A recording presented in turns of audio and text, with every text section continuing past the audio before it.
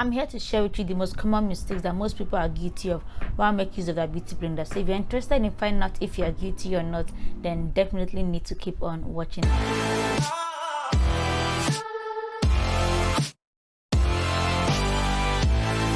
Hi, I'm Egwuonwu, and we are seeing for the very first time, and welcome to my channel. Here on this channel, I do content creation tips for beginners, makeup hacks, and makeup tutorials just like this video. So if you're interested, then definitely want to hit the subscribe button and the bell notification so that you do not miss any of my upcoming videos. The beauty blender is one of the most widely used tools in the makeup world because it gives us the airbrush finish and is very versatile when it comes to using it for different reasons and different purposes. But if you're still not getting the finish that people claim to get, you don't worry, because I'm going to share with you these mistakes and how to fix them.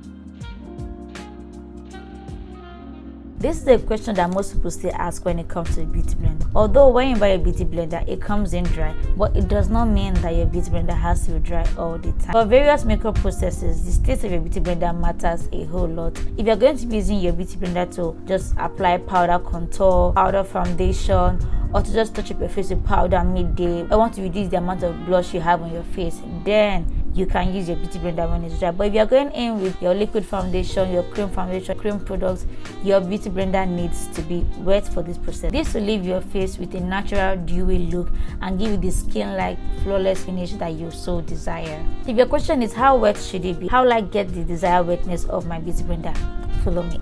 So this is the size of my beauty blender. So you want to run it under the tap.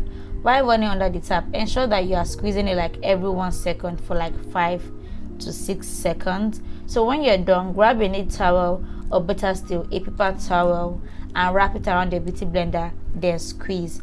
If you did it right, the size of your beauty blender should have doubled.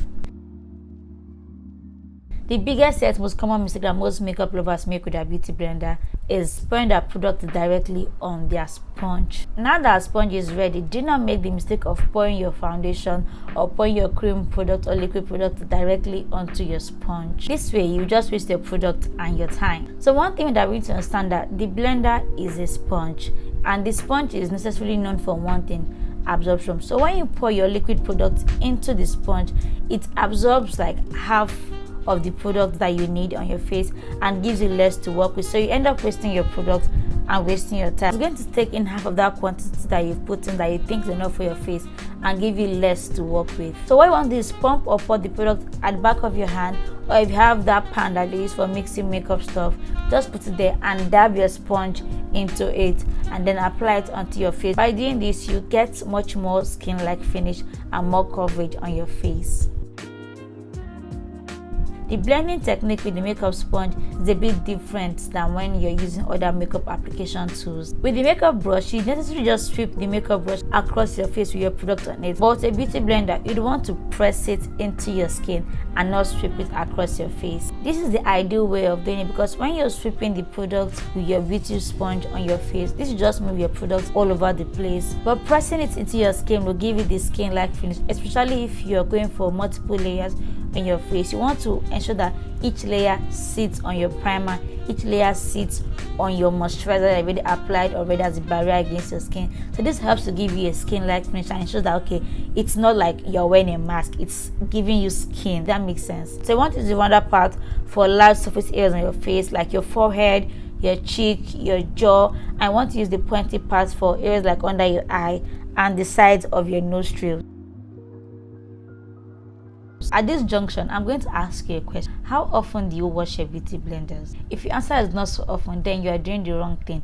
If you let your product sit on your beauty sponge for a long period of time, this will cause bacterial growth on your sponge and result to acne and a lot of other skin diseases and skin problems that you do not want to be having, especially in this year 2023. So if you're doing your skincare right and you're still breaking out, you're still having acne, then there's only one thing for you to do. Girl, go wash your sponge. Most makeup gurus would advise you to wash it after every use, but I know that's not all that possible, especially if you stay in this part of the world where we are always on the go. So what I advise is that if you have to beat your face every day of the week and you only have one makeup sponge, I advise that you go and purchase lots of makeup sponges, lots of beauty blenders, because if you keep using that same one each day, you keep putting product on it each day and keep leaving them for bacteria to grow on it. So I advise that you go purchase lots of makeup sponges with like 10,000 naira. You can get like plenty of them.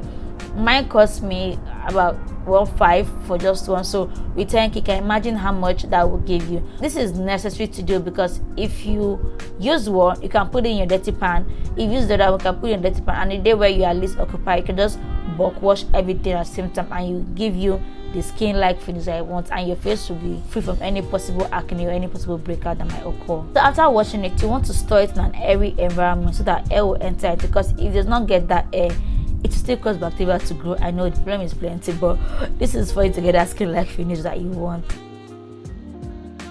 Okay, yeah, we know that the beauty blender is good for blending foundation, but one thing you do not know that it can be used for a lot of other things aside from blending your foundation, girl. It can be used to apply your cream blush, can be used to apply your cream contour, your liquid contour, and your liquid highlights. It is also a great applicator for baking and setting your face setting powder. When your beauty blender is dry, it helps you to apply the right amount of loose powder onto your face to soak up those oils for my oily skin people.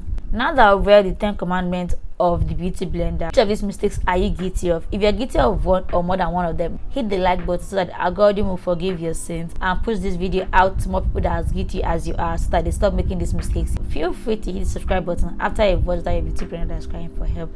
So with that, guys, go up to the end of the video. Till next time, guys, bye for now.